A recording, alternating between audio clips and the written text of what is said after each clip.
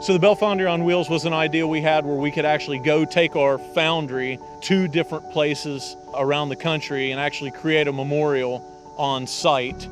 So traditionally, bells have been cast in a controlled environment, inside foundries, where you don't have to deal with the rain, you don't have to deal with the weather elements. So it was really a concept born to get the community involved in the casting process as both a learning experience to show people what goes into creating a piece of art and also a way to get the community involved in creating a memorial.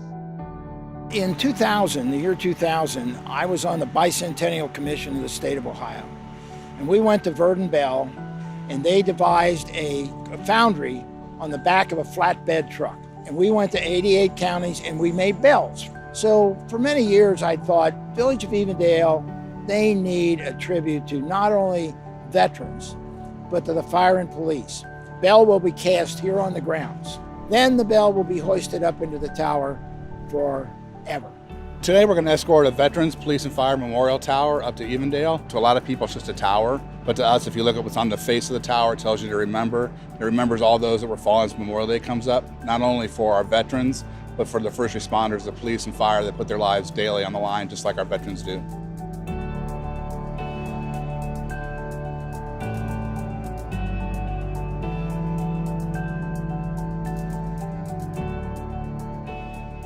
The event was designed to last 2 days for the Ohio Bicentennial. That's the amount of time we had to be in this county and then move on to the next county. We have Boy Scouts and Girl Scouts who will pass the ingots one to the other to the gentleman on top who will drop them in the cauldron.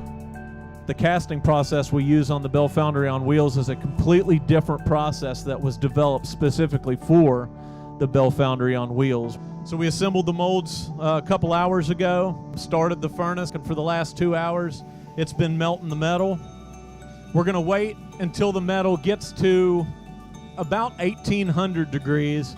1800 degrees is where we're gonna transfer the metal out of the ladle by dumping it into the mold. So the bell will be left to cool overnight. Tomorrow, we'll actually remove the bell from the mold. So the guys got here a couple hours ago and they've taken the flask apart. I think we're ready to have a couple of people come up and take some swings with a sledgehammer and try to get this mold opened up for us.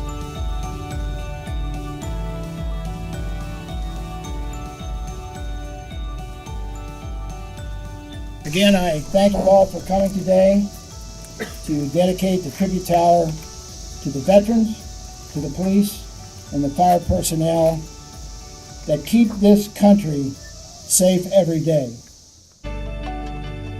The one thing that we found, though, that's interesting is the community involvement starts literally from the time we pull into the town to the time we leave. I think everybody was kind of amazed at the process and taught them about it and what we went through to begin this process years ago.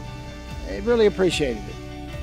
It's just not steel and iron. It is actually a memorial to those that did give their lives. We want the public to know how important it is to honor those that have served our nation. We've all put the uniform on. We took a pledge that we would protect the United States of America. So it's worth recognizing that sacrifice and giving those folks that honor, dignity, and respect that they earn.